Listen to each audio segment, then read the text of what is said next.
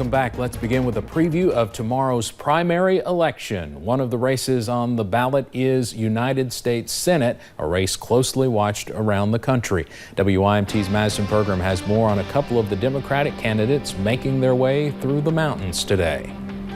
The two front-running candidates on the Democrat ticket for U.S. Senate, both Amy McGrath and Charles Booker, spent their last full day campaigning before the election right here in eastern Kentucky. Booker started his morning in Hazard for a rally where nearly 50 people were in attendance, then making his way to Pikeville and finishing up in Ashland. McGrath started her day in Ashland, then made her way to the Thankful Hearts Food Pantry in Pikeville, finishing out at Francis's Diner in Hazard. I caught up with both candidates to get their thoughts on the final campaign push. A lot of people across Kentucky knew where I stand because they know where I've stood. And we're ready to bring this home. We're going to win this primary, and we will get rid of Mitch McConnell. We need so many things here in eastern Kentucky. We need a senator that's going to work on good quality jobs here, who's basically going to care. Who's going to care. The winner of the primary will go on to likely face Republican primary candidate and current Senate Majority Leader Mitch McConnell. For now in Pikeville, Madison Pergram, WYMT Mountain News. Another Democratic candidate that is receiving attention is Mike Broyer. Broyer is a progressive and a Marine Corps veteran. He says he is the only Democrat that can beat Senator McConnell in the fall. We will have more on McGrath and Booker's tour through the mountains coming up tonight at 6.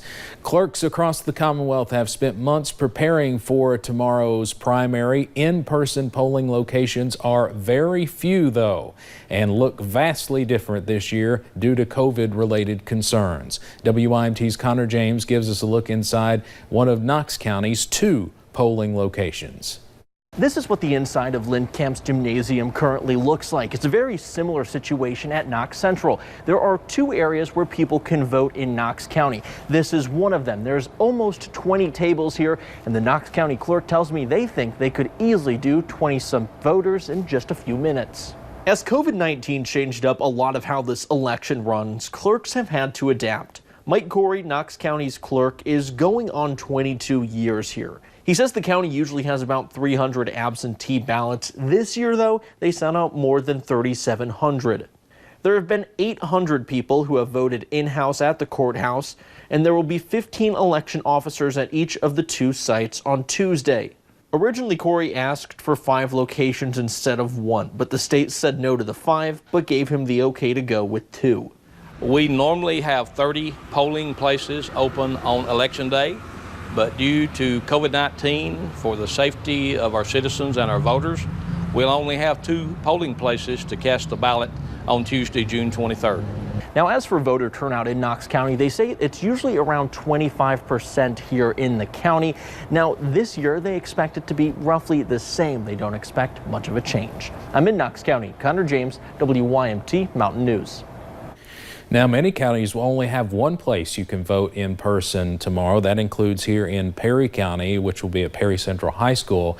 We have compiled a list of all the in-person voting locations in counties across the state, and you can find that information right now in an interactive map on our website, WYMT.com. Now, another important note about tomorrow, the results will come out at different times. In Knox County, where Connor was, all in-person voting from tomorrow will be released tomorrow evening. But of course, this election, that's only a fraction of it.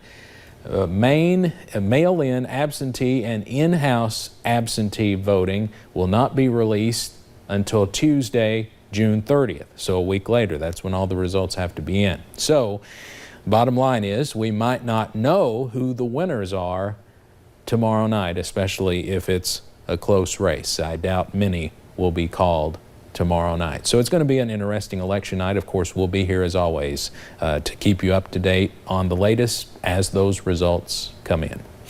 A new study suggests the coronavirus is mutating, and that makes it much more contagious. The Scripps Research Institute in Florida found the mutation gives the virus 4 to 5 more spikes. That makes it more stable and allows it to infect human cells easier. Scripps researchers say that more study is needed to show whether the change has altered the course of the pandemic. World Health Organization officials said the mutation would not affect the vaccine that is under development. Some good news when it comes to reopening, and one tourist attraction, the Newport Aquarium in Kentucky is welcoming some visitors again. The attraction reopens for pass holders today. Visitors have to register ahead of time, though, to obtain tickets. Once you arrive, staff members will check your temperature. Workers and guests will have to wear masks. A big one would be limiting the amount of people that we have in the building. So we want to make sure that we're all practicing the appropriate social distancing, and actually that's going to provide a really enjoyable aquarium experience and really be able to really take everything in. The aquarium opens to everyone this Thursday.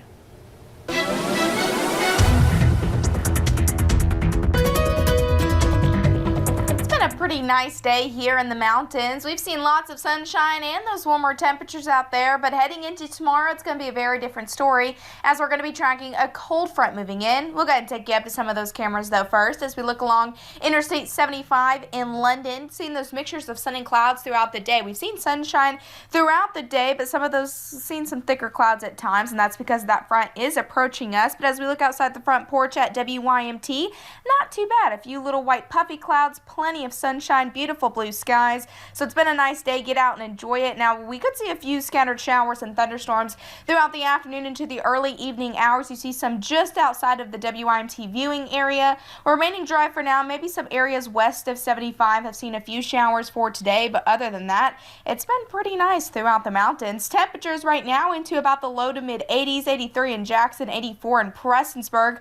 A little bit cooler and wise at 79 degrees, a nice warm 85 down into Harlan and into Middlesboro. But for tonight, we'll see temperatures drop into about the mid to upper 60s. Showers are possible, especially late tonight, early into tomorrow. And once again, it's because a cold front will be moving in on your Tuesday, bringing some soggy weather. We'll cool down a little bit after that. More sunshine's in store heading into the end of the week and possibly even into the weekend. I'll have a look at that full 7-day forecast coming up in a little bit. All right, Paige, thank you. Hazard's North Fork of the Kentucky River is one of the best muskie fishing spots in eastern Kentucky, or so we're told. But worries of raw sewage flowing in is sparking fears that the region might be losing out on tourism dollars. WYMT's Will Puckett has more. Nearly 3 years ago from the hill just up to my right, one of the worst sewage leaks was recorded and brought to light. Then it was an outdated system that was overflowing and that backed up sewage was leaking into the river. Ryan Hurt is the man who has been recording those sewage leaks in the river for years. He is trying to work with both the city of Hazard and Perry County to spot these issues, fix them, and clean up what could be the key to returning money to an area that's struggling to get by. Just brings more people to Hazard, Kentucky. You're going to send one person down this river in a kayak that's going to go past that. They're going to tell 100 people how bad Hazard was. So that's less money that's coming into a town that is starving as it is for an economy. It's just an added goal as far as bringing more money into it and also for the health of the people. Hurt says that those leaks that he brought to light in 2017, some of them have been fixed, others have not.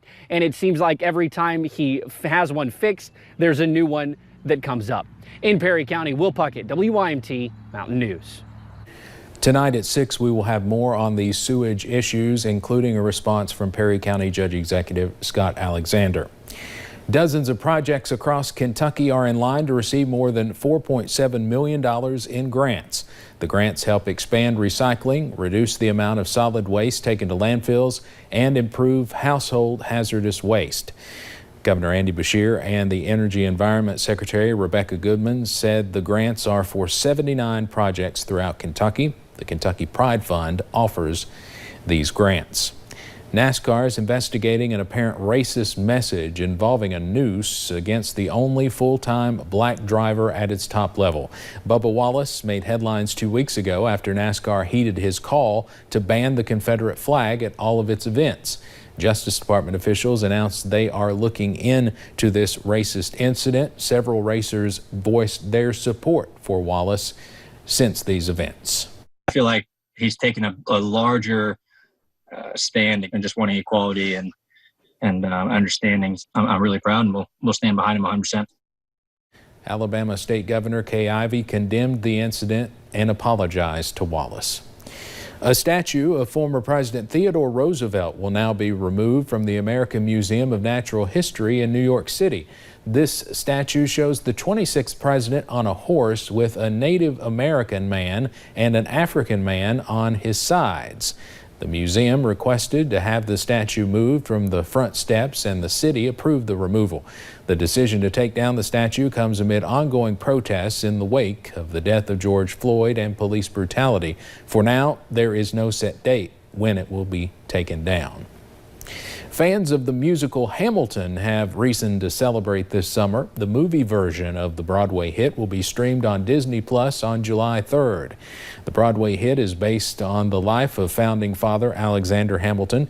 The musical won 11 Tony Awards, including Best Musical. The musical closed for the foreseeable future due to the pandemic. However, tickets are still available for September performances in New York. Straight ahead here on Mountain News, longer hours, more work, and trying to balance it all. Americans are experiencing work-at-home burnout. Find out the signs to look for and how to prevent it. And soggy weather returns heading into your Tuesday. How long will it last? I'll have that answer coming up.